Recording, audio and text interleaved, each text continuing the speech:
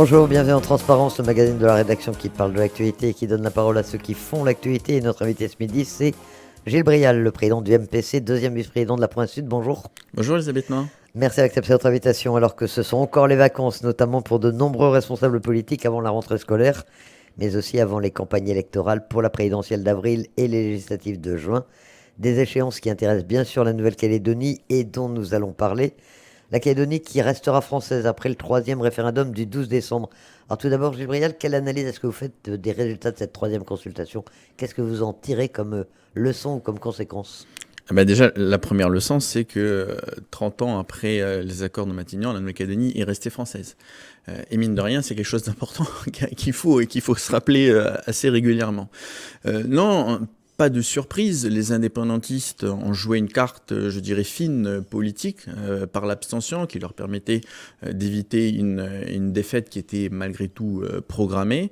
Les loyalistes se sont mobilisés, chaque camp finalement a tenu sa position, je dirais, traditionnelle, et on a un résultat conforme à ce qu'on pouvait imaginer. Ça n'est pour moi qu'une étape, une étape importante, c'est celle qui ferme l'étape de l'accord de Nouméa et des accords de Matignon, donc 30 ans qui étaient nécessaires à la Nouvelle-Calédonie, et ça doit être la première pierre à la construction de la Nouvelle-Calédonie des 50-100 prochaines années. Oui, mais peut-être qu'on est impatient, mais en tout cas pour l'instant on voit rien qui change. Ça va faire bientôt 7 semaines que l'on connaît le résultat de ce référendum.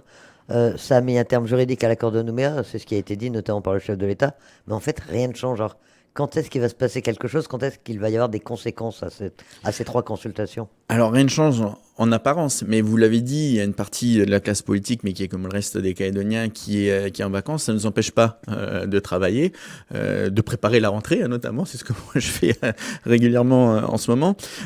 Plus sérieusement, notre objectif, c'est, on a une période de 18 mois qui s'ouvre, qui doit nous permettre, je dirais, d'achever positivement l'accord de Nouméa et de construire cette Nouvelle-Calédonie d'après. C'est quel projet politique on porte, quel projet d'avenir, quel projet de société pour la Nouvelle-Calédonie et quel cadre juridique nous permet de dérouler ce projet. Avec une base qui est simple, c'est une Nouvelle-Calédonie au sein de la République française, mais qui, au sein de la République française, doit être capable de continuer à développer ses différences, son autonomie, ces différences culturelles, identitaires, et on doit prendre dans cette Nouvelle-Calédonie en compte ce qui étaient les revendications de base d'il y a 30 ans, 40 ans des indépendantistes, cette revendication identitaire, culturelle, qui, à mon sens, a été très largement assouvie ces 30 dernières années. La place des Kanaks en 1970 et la place des Kanaks dans la société calédonienne des années 2020 n'est pas la même, que ce soit au niveau culturel, que ce soit au niveau poids économique, poids politique. Donc il y a eu beaucoup d'évolutions. Maintenant, comment on stabilise ça? Et ça doit être l'enjeu des prochains mois. Est-ce que les loyalistes vont être capables de porter un projet commun dans ces discussions face aux indépendantistes, ou est-ce que chacun est encore en train un peu de se chercher et de savoir quelle solution institutionnelle serait la meilleure?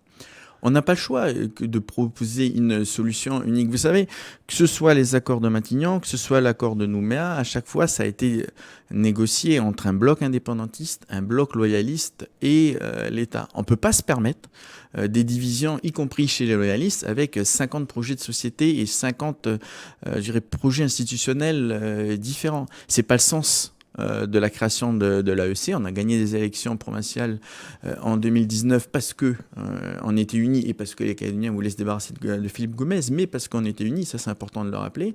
C'est pas le sens de la constitution des loyalistes qui était le groupement qui nous a permis de passer le deuxième et le troisième référendum.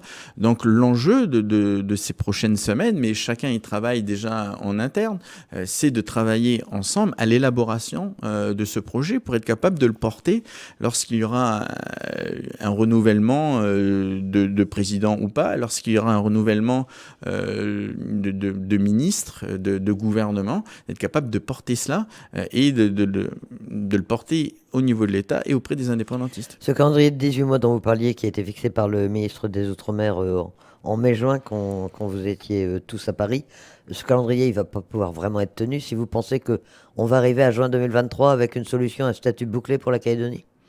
Ah, mais moi, je suis absolument convaincu qu'on peut s'y tenir, mais je suis encore plus convaincu qu'on doit s'y tenir. L'objectif de passer le référendum rapidement, c'est de sortir de cette incertitude. Donc, on a réglé quand même la partie la plus importante. Est-ce que la Nouvelle-Calédonie est française ou pas? Elle l'est. Le président de la République l'a dit parce que les Calédoniens ont pu s'exprimer grâce à l'action de l'État et à leur volonté renouvelée 3 fois de suite, parce que c'est pas qu'une fois qu'on a dit non à l'indépendance, c'est 3 fois de suite. Donc maintenant, notre enjeu et notre responsabilité politique, c'est d'en sortir rapidement, c'est de diminuer cette incertitude. La Nouvelle-Calédonie, elle se meurt aujourd'hui. On voit, on a perdu 9000 personnes ces dernières années, c'est 9000 consommateurs, 9000 Calédoniens qui contribuent aux impôts, qui vont consommer tous les jours dans nos commerces.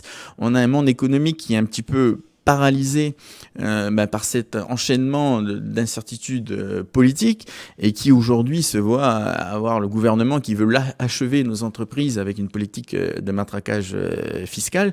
Donc nous, notre obligation par rapport au mandat qui est le nôtre, c'est d'en sortir rapidement. Les indépendantistes, justement, comment vous expliquez, enfin, qu'est-ce que vous pensez de leur stratégie? On ne les entend pas pratiquement depuis le 12 décembre. Vous pensez qu'ils sont prêts, qu'ils sont d'accord pour ouvrir des discussions et éventuellement le plus rapidement possible? Oui, je suis convaincu qu'ils en ont envie, c'est une chose, mais ils en seront obligés. Mais encore une fois, c'est le sens de l'histoire, c'est-à-dire qu'on a du mal, nous, à discuter longtemps à l'avance, on attend toujours un peu le dernier moment. Donc moi, je considère que 18 mois, c'est le dernier moment. On n'est pas obligé d'attendre les 6 derniers mois comme il y a eu pour l'accord de Nouméa. Ils doivent digérer ce qui s'est passé, même si je le disais tout à l'heure, c'est un coup politique qu'ils ont joué qui est assez fin.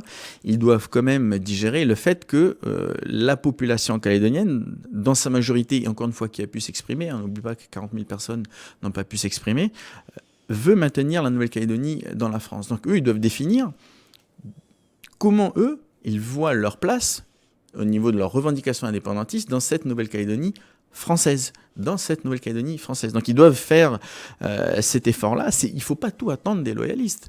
Nous, on a fait notre job. On a maintenu la Nouvelle-Calédonie au sein de la République française. Eux, ils doivent faire leur part du boulot, c'est-à-dire expliquer eux aussi comment ils se voient dans cette Nouvelle-Calédonie. Et nous, on doit parachever le travail avec quelles sont les réformes d'ampleur qui font que la Nouvelle-Calédonie ira mieux demain qu'aujourd'hui. Mais on attend justement sur les indépendantistes qui sont encore au pouvoir, ils ont les commandes au Congrès, au gouvernement, 2 provinces sur 3. C'est normal, ça va durer. Est-ce que les Calédoniens vont pas se lasser de se dire, moi, on a voté pour que la Calédonie reste dans la France, c'est les indépendantistes qui prennent toutes les décisions? Mais non, c'est pas normal. Et c'est ça l'effort des loyalistes aujourd'hui. On doit plus se concentrer sur comment renverser ce gouvernement. On a dit 3 fois non à l'indépendance, et le gouvernement on essaye de nous imposer une politique fiscale de Kanaki. Mais non, si c'est 3 fois non à l'indépendance, on ne va pas accepter une politique fiscale de Kanaki. Donc pour ça, il faut être unis, pour ça, il faut avoir une stratégie commune, et changer le gouvernement, c'est-à-dire d'être capable de proposer à ceux qui seront partenaires de cette majorité-là, comment on renverse ce gouvernement et comment on applique la politique qui a été choisie par la majorité des Calédoniens, c'est-à-dire une Nouvelle-Calédonie dans la France où tout le monde a sa place. Renverser le gouvernement, dites-vous, c'est une volonté aujourd'hui d'avenir en confiance? Vous y travaillez ou vous pensez que c'est pas le calendrier immédiat? On est partagé là-dessus sur à quel moment il faut le faire. Mais moi, je pense que plus tôt, c'est le mieux. C'est quand même, on est le seul endroit dans le monde où 3 fois une majorité s'est exprimée pour quelque chose et les indépendantistes continuent à avancer derrière. C'est-à-dire qu'on a dit non à l'indépendance, ils ont le Congrès, le gouvernement et en plus, ils prennent le CESE parce qu'encore une fois, on n'a pas été assez bon, on n'a pas été assez unis. Je crois que nous, on doit avoir 2 priorités, s'opposer à la politique indépendantistes. On n'est pas là pour leur faciliter la vie, on est des opposants pas parce que ça nous amuse, parce que la politique qu'ils veulent nous imposer n'est pas la bonne. Quand on prend la politique fiscale, c'est 40 milliards de nouveaux impôts. Alors, il y a des impôts qui sont nécessaires, il y a des recettes fiscales qui doivent être augmentées, mais c'est 40 milliards qu'on prend pour 25 milliards dans la poche des Calédoniens et 15 milliards dans le monde économique. Mais avec des aberrations, on sort au niveau économique de 2 années de crise, de 3 années de référendum. On a une économie qui est à genoux en Nouvelle-Calédonie et on a les indépendantistes qui l'achèvent avec des mesures. Moi, je suis pour la réduction des inégalités, mais la première réduction des inégalités, c'est de créer de l'emploi. Aujourd'hui, la société, elle est inégale quand vous n'avez pas d'emploi, encore plus que quand vous avez du mal à vous en sortir.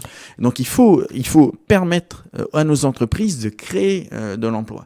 Et donc, on doit avoir une politique qui va dans ce sens-là. Et donc, nous, on a un gouvernement indépendantiste qui nous matraque fiscalement, que ce soit les entreprises ou les contribuables. C'est 25 milliards qu'on va aller chercher dans la poche des Calédoniens. et 15 milliards encore une fois dans les entreprises.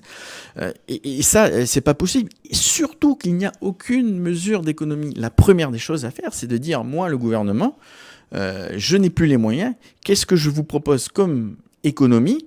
Et puis une fois que j'ai défini quelle est ma capacité à faire des économies, ben je vois ce qui me reste à combler et là je mets des impôts en fonction de ça. Mais c'est pas possible que nous à la province sud, on ait réduit notre masse salariale de 5%. Ça paraît peu, 5%, mais c'est énorme. Jamais ça a été fait. Ces 150 postes qu'on a supprimés à la province, jamais ça a été fait dans l'histoire de la province. Mais parce qu'on a moins de moyens et qu'on veut continuer à investir, qu'on veut continuer à construire des bâtiments, à financer l'économie pour que les entreprises emploient des Calédoniens. Et le Nord et les îles, eux, ils font pas d'économie sur les masses salariales. Vous voyez ce que je veux dire? C'est les indépendantistes nous imposent de payer plus et font aucun effort en contrepartie. Mais on doit s'opposer à ça et ça doit être là qu'on dépense notre énergie.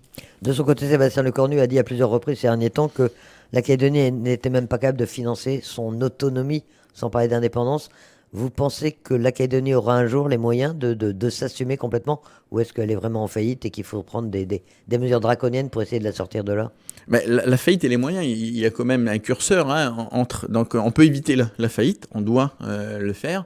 Je pense que la Nouvelle-Calédonie n'aura jamais les moyens, avec le niveau de vie qui est le nôtre, qu'on veut garder, de s'assumer. Elle doit travailler davantage sur une autonomie fiscale, mais encore une fois, vous savez, dans le monde politique, il y a deux logiques. Il y a la logique de droite et de gauche. À gauche, on veut créer des impôts pour après les répartir.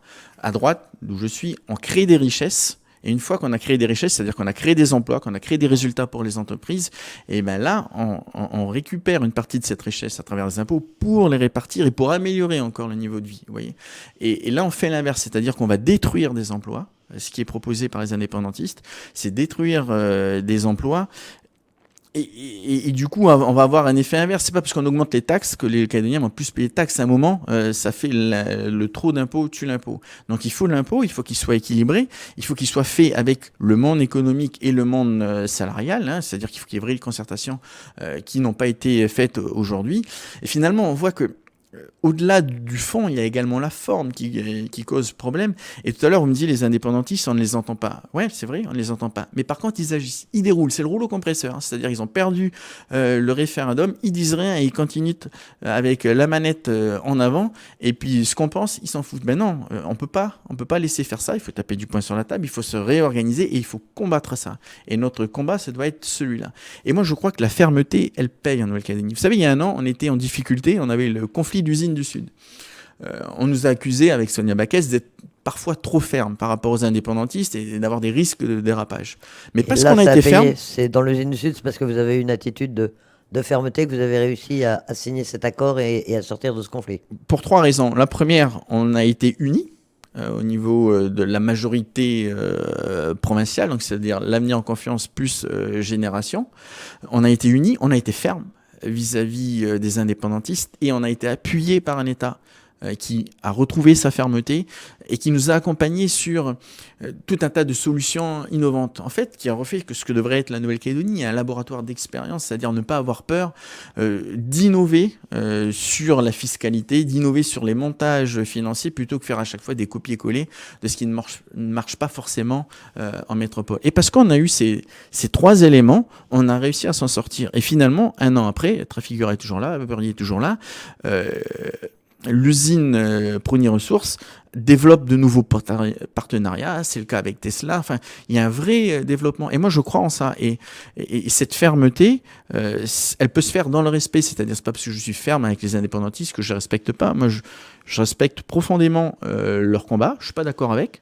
Je les respecte parce qu'ils viennent dans les institutions, parce qu'ils participent aux élections, donc c'est une forme de respect et un engagement pour eux au niveau de la démocratie. Mais il faut être capable, quand on n'est pas d'accord avec eux, de leur dire et de le montrer. Mais souvent, vous le savez, de par votre expérience, Gilles Brial, les processus calédoniens se fracassent contre les rendez-vous électoraux. Tout le monde parle de l'unité avant, et puis ensuite tout explose dans tous les sens. Là, il va y avoir deux échéances importantes. Est-ce que ça risque pas d'avoir ce même effet d'explosion, notamment de l'avenir en confiance ou du camp loyaliste? Mais c'est un risque que permanent. Après, moi, peut-être à tort, je crois en l'intelligence humaine. Je pense qu'on n'est pas obligé de répéter les erreurs de nos anciens. On peut s'en servir comme expérience et essayer de ne pas le renouveler. Soutenir des candidats différents pour la mise en confiance à l'élection présidentielle, c'est pas un problème. Vous savez, en 95, le RPCR, il y a une moitié qui a soutenu Jacques Chirac, l'autre moitié qui a soutenu Édouard Balladur. Au lendemain de l'élection de Jacques Chirac, le RPCR n'a pas explosé en deux. C'est pas un problème. Si un de nous soutenait Mélenchon, ce serait plus problématique. Mais plus sérieusement, il y a un éventail très large quand même là, aujourd'hui. Il y a une partie qui soutient Emmanuel Macron, une partie qui soutient Valérie Pécresse et une partie qui soutient Éric Zemmour. Écoutez, pour l'instant, pour moi, ce sont tous des candidats qui portent une politique de droite et qui veulent surtout maintenir la mécanique de la France. Mais moi, je regarde avec un prisme calédonien. Je suis profondément français, je pense que je me bats assez pour ça. Mais des fois, je suis un peu égoïste et j'essaye d'appréhender l'élection présidentielle avec mon regard calédonien. Et donc, je considère qu'on peut choisir des candidats différents. À nous d'être assez fins pour faire une campagne. Moi, je soutiens Emmanuel Macron et j'ai aucune ambiguïté là-dessus. Je reste de droite, mais je considère que le travail qui a été fait... C'est un choix de cœur ou de raison, Emmanuel Macron, pour vous ? De raison, d'abord, de raison. Moi, mon choix de cœur, j'ai été la première fois adhérent au RPR en 91. Je pense qu'en Nouvelle-Calédonie, je suis celui qui a distribué le plus de tracts et collé le plus d'affiches pour le RPR.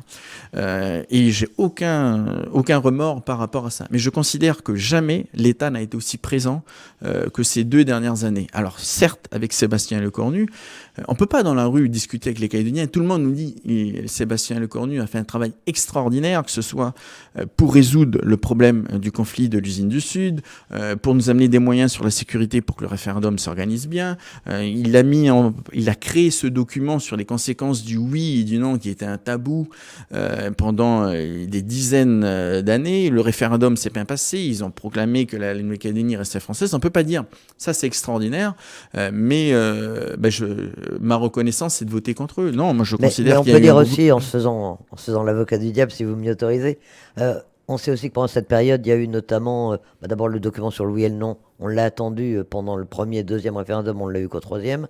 Il y a eu l'inscription automatique des mineurs de droit coutumier et non pas des autres. Il y a eu quand même un certain nombre, il y a eu l'intitulé de la question qui n'était pas celui que souhaitaient les loyalistes. Il y a eu quand même un certain nombre de problèmes aussi. Ça s'est bien terminé, entre guillemets, mais pendant ces 2 dernières années, tout n'a pas été rose non plus. Pendant le mandat, tout n'a pas été rose. Mais vous savez, sur ces 3 points, c'est important de les noter. La question, c'est le premier référendum. On était divisés. Les non-indépendantistes, on est arrivé, le premier référendum était juste avant les élections provinciales, on était complètement divisés. C'est la faiblesse de nos représentants. Moi, j'étais au comité des signataires, je vous le dis. C'est la faiblesse de nos représentants qui a fait qu'on n'a pas eu une bonne question. Mais clairement, on s'était dit on va tenir et puis il y en a un qui a lâché puis après c'est parti dans tous les sens. Si on avait été unis du début à la fin, on n'aurait pas eu cette question-là.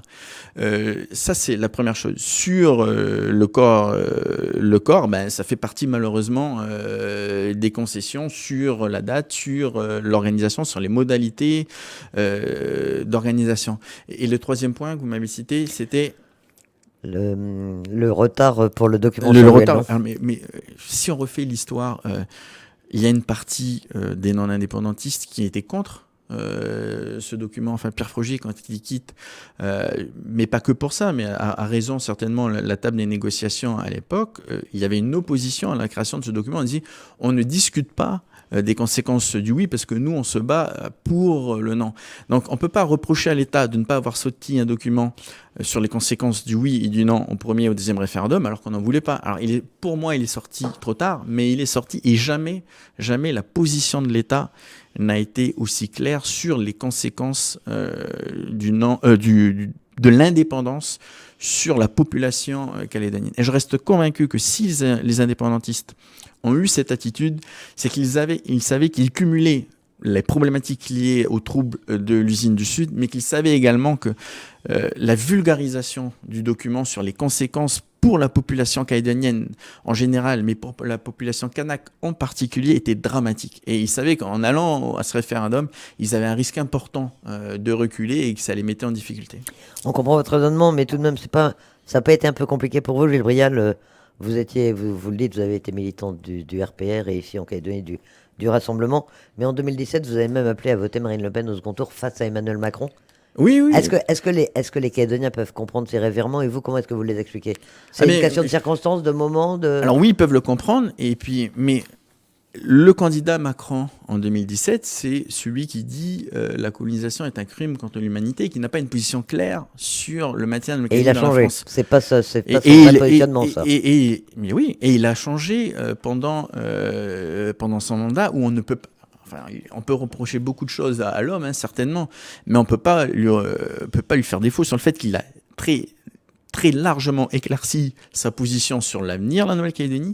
Il s'est exprimé plusieurs fois sur la Nouvelle-Calédonie est plus belle au sein de la France. Il a proclamé les résultats. Son Premier ministre, plusieurs fois à l'Assemblée nationale, a dit que leur préférence était le maintien de la Nouvelle-Calédonie dans la France.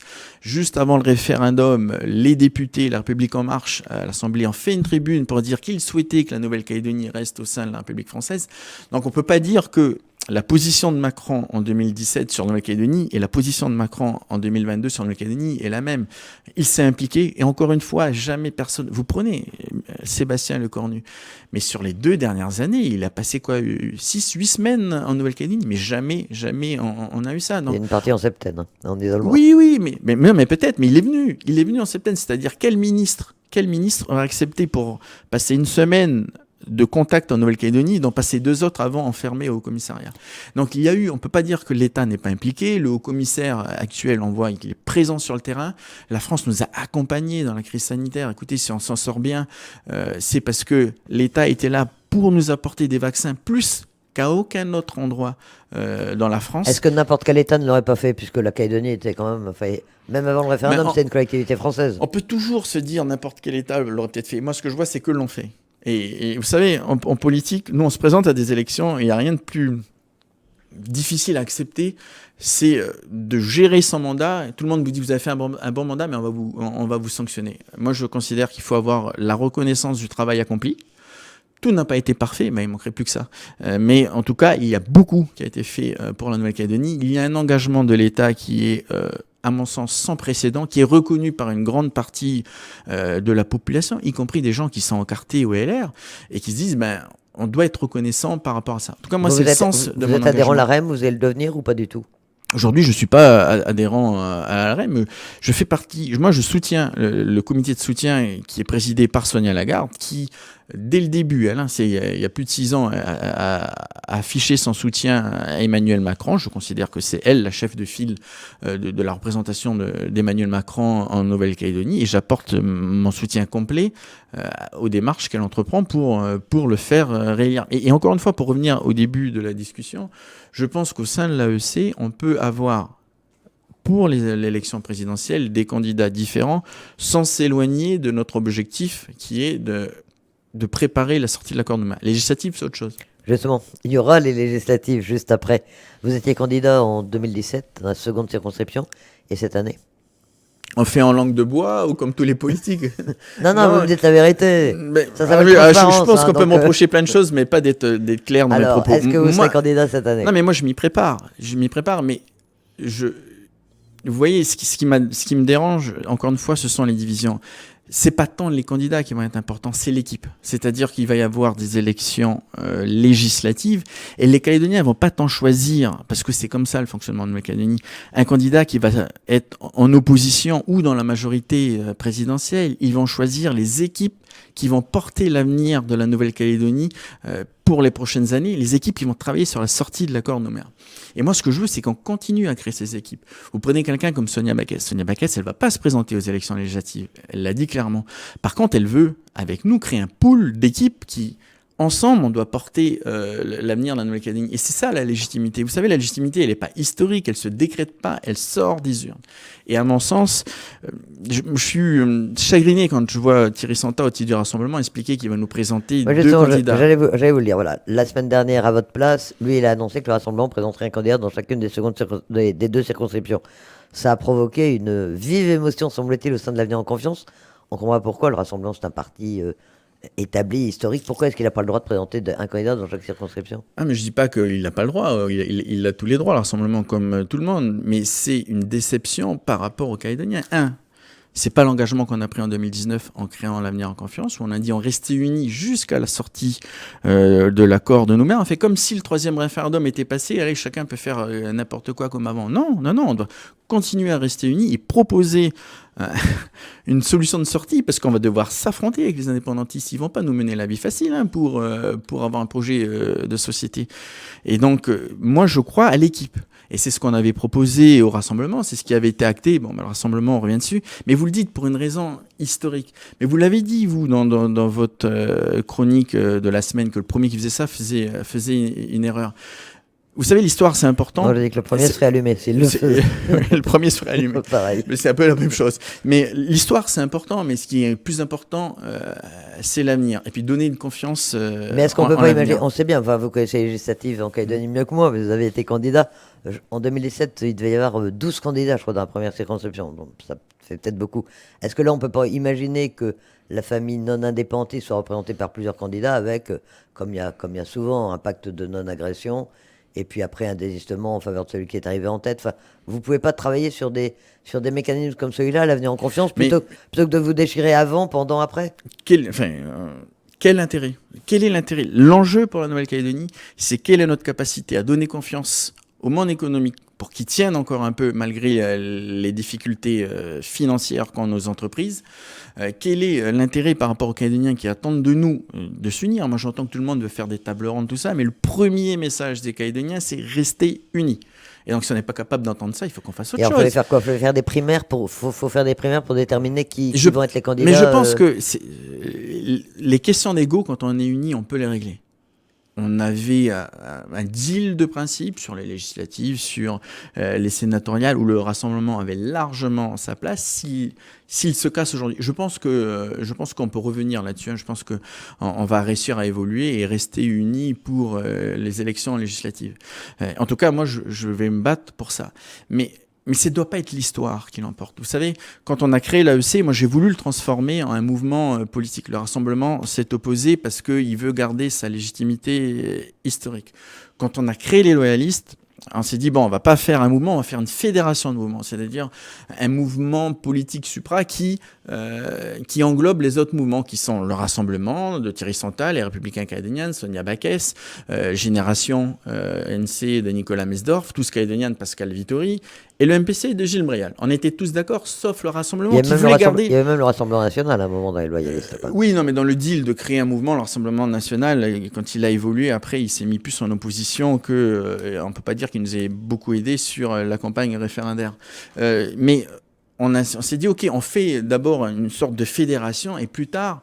comme nos anciens ont réussi à faire le RPCR en 77, RPC puis RPCR, ce mouvement, cette fédération, progressivement, on l'a fait évoluer en un mouvement. Et c'est ça que les Calédoniens attendent. Moi, je suis pour un groupe unique au Congrès, y compris avec Calédonie Ensemble, même si des fois c'est compliqué. On a des divergences, mais... Vous savez, entre l'Union calédonienne et l'UNI, il y a beaucoup plus de divergences qu'entre les mouvements qui composent l'Avenir en confiance ou qui composent les loyalistes. Sauf qu'ils ont parfois plus d'intelligence que nous, les indépendantistes, sur leur capacité à s'unir. Et bien nous, on doit faire preuve de ça. Et encore une fois, c'est des équipes qu'on doit mettre en place. C'est pas les députés seuls qui vont conduire l'avenir de la Nouvelle-Calédonie. C'est des équipes. Quelle est notre capacité à créer cette équipe, à créer cette dynamique et à créer cette légitimité pour porter l'avenir. Je crois que personne, aujourd'hui, ne peut porter l'avenir dans le Calédonie seul. Et peut-être l'erreur du rassemblement, c'est de dire, comme il a été historique, aujourd'hui, il peut le porter seul. Non, personne ne peut le faire, puisqu'ils n'auront pas la légitimité plus. Après les législatives. Donc on se dirige vers quoi, là, aujourd'hui?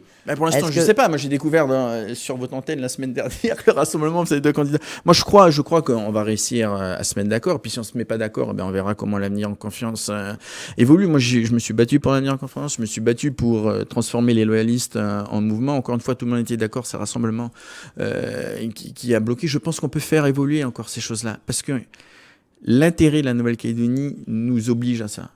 quand on a été aux élections provinciales, on a pris des engagements, et moi je considère qu'on doit tenir ces engagements. Si on n'y arrive pas, tant pis, on ira aux élections législatives et on se retrouvera après. Puis il faut être assez fin dans ce cas-là pour être capable de faire une campagne sans se taper dessus. Moi, pour l'élection présidentielle, je défends la candidature d'Emmanuel Macron, je ne parle pas des autres. C'est-à-dire, je n'ai pas besoin de parler de la position de Pécresse sur le corps électoral pour faire ma campagne. Chacun fait sa campagne, chacun essaye de vendre la Nouvelle-Calédonie de demain à son candidat, et puis on a beaucoup plus à construire. Moi, je suis plus axé sur la campagne de la présidentielle. C'est quelle est maintenant, à partir du moment où on a dit que la Nouvelle-Calédonie reste dans la France, quelle est notre capacité à créer des deals avec la Polynésie, par exemple, pour que Tahiti et Nouvelle-Calédonie deviennent le porte-avions de la politique économique, de la politique en matière de politique étrangère de la France dans le Pacifique. C'est plus ça maintenant à quoi on doit s'attacher. C'est comment on crée des vrais liens avec la Polynésie pour que finalement aujourd'hui on ait un marché de 300 000 habitants, ils sont un marché de 300 000, c'est compliqué pour le monde économique, mais on passe à un marché de 600 000 en se regroupant et puis on essaye de fédérer nos forces pour aller attaquer des marchés étrangers. Vous voyez, je pense qu'il y a beaucoup plus de choses à se faire dans ce sens-là qu'à se prendre la tête en Nouvelle-Calédonie entre nous. L'avantage, c'est qu'il y a beaucoup de travail, effectivement, beaucoup de choses à faire. Un mot peut-être, puisqu'on arrive bientôt à la fin de ce magazine, un mot peut-être sur la crise sanitaire. Ça, c'est un domaine sur lequel, là, a priori, il n'y a pas trop de voix discordantes entre vous. Comment est-ce que c'est géré? Qu'est-ce qu'il faut faire aujourd'hui? Est-ce que vous êtes inquiet de cette évolution de la situation, de ce taux d'incidence qui augmente tous les jours? La situation sanitaire de septembre 2021 et de celle de février 2022 n'est pas la même. On a quasiment le même taux d'incidence. On était au 20 septembre à 1300, on est quasiment à 1100 aujourd'hui. Mais il y a deux choses importantes qui sont différentes, trois même je dirais. En septembre, c'était notre première vague, donc on se confrontait pour la première fois au virus. La population était très faiblement vaccinée et le variant Delta se propageait pas trop, mais il était très virulent. Là, on a donc une deuxième vague, donc on a une partie de la population qui est partiellement immunisée, on a 80% de la population vaccinable qui est vaccinée, et on a un variant qui se diffuse beaucoup plus, mais qui est moins virulent. Donc on ne doit pas appliquer la même politique sanitaire. Moi, je considère qu'on a fermé nos écoles, on a fermé nos entreprises en 2021 pour protéger la population calédonienne. Les conditions ont changé. Il n'y a pas de raison aujourd'hui de continuer à, en quelque sorte, c'est pas le bon terme, mais c'est celui qui me vient à l'esprit, punir nos enfants en les enlevant de l'école, continuer à couler nos entreprises. Non, aujourd'hui, on doit faire évoluer cette situation sanitaire, mais on doit réouvrir normalement nos écoles avec l'importance des gestes barrières. Mais il y a une partie importante de la population qui a ce schéma vaccinal, qui a fait cet effort, convaincu ou pas. Il y en a qui l'ont été parce qu'ils ont voulu sauver la grand-mère, d'autres qui ont été parce qu'ils étaient profondément convaincus. Donc on ne doit plus punir notre monde social et on doit remettre en place, je dirais, notre fonctionnement normal. Donc la rentrée, vous êtes responsable de l'enseignement à la province sud, la rentrée va se dérouler de façon normale, selon vous, elle doit se dérouler. On travaille avec Isabelle Chamorro au gouvernement qui a fait un formidable travail l'année dernière et qui travaille aujourd'hui. Il y a une réunion technique cet après-midi entre nos services sous la coupe d'Isabelle pour préparer cette rentrée. Moi, j'étais toute la matinée en réunion là-dessus. Donc oui, on y travaille avec, à mon sens, la nécessité d'avoir des mesures sanitaires allégées. Encore une fois, parce que la situation a évolué, qu'on a appris, que le variant n'est pas le même. C'est ça, la politique, c'est de savoir être agile et d'être capable à la fois avoir un programme clair, mais être capable de le changer quand c'est nécessaire. Mais juste, et puis une petite pique, pas pour me faire plaisir, mais parce que ça m'agace un peu, la gestion de la crise est importante. Et je trouve que le gouvernement précédent, il y avait ce qu'on appelait les directions opérationnelles, où c'est président du gouvernement, président du congrès, président de province, haut-commissaire. On se voyait donc en temps de crise tous les soirs à 17h pour savoir comment on devait ajuster nos politiques pour qu'on ait des politiques, par exemple sanitaires, de vaccination, tout ça qui soit coordonnées. Aujourd'hui, on découvre un peu dans la presse les taux d'incidence, tout ça. Je regrette que cet effort que devrait faire le gouvernement, je dirais, de concertation ne soit plus. On revient à ce qu'on disait tout à l'heure, les indépendantistes ne font pas de bruit, mais ils avancent à leur vitesse et comme ils ont envie. En un mot, l'obligation vaccinale, elle doit rentrer en vigueur le 28 février. Pour l'abrogation ou contre ? Moi, je suis pour la prolongation de l'obligation vaccinale. C'est un sujet qui divise la société, mais encore une fois, on va bientôt en sortir. Je touche du bois. Les experts nous disent que, vu le taux de contagion du variant Omicron et du fait qu'il est beaucoup moins virulent, on devrait sortir d'un système de pandémie pour avoir une endémie. Donc, voilà. Mais depuis le début, mais pas pour nous faire plaisir, avec des protocoles sanitaires, avec des experts, on dit que malheureusement aujourd'hui, pour l'instant, après on verra demain, la seule solution c'est la vaccination. Alors, il y a des médicaments qui sont en train de sortir, mais qui nous disent que c'est en complément de la vaccination. On ne peut pas dire aux gens protégez-vous, et puis finalement aujourd'hui, la protection est plus si importante. C'est comme, vous savez, en voiture, on a beaucoup d'accidents, beaucoup trop d'accidents de voiture en Nouvelle-Calédonie, et des accidents mortels. Et une grande partie d'entre eux sont liés au fait que les Calédoniens ne mettent pas assez leur ceinture de sécurité.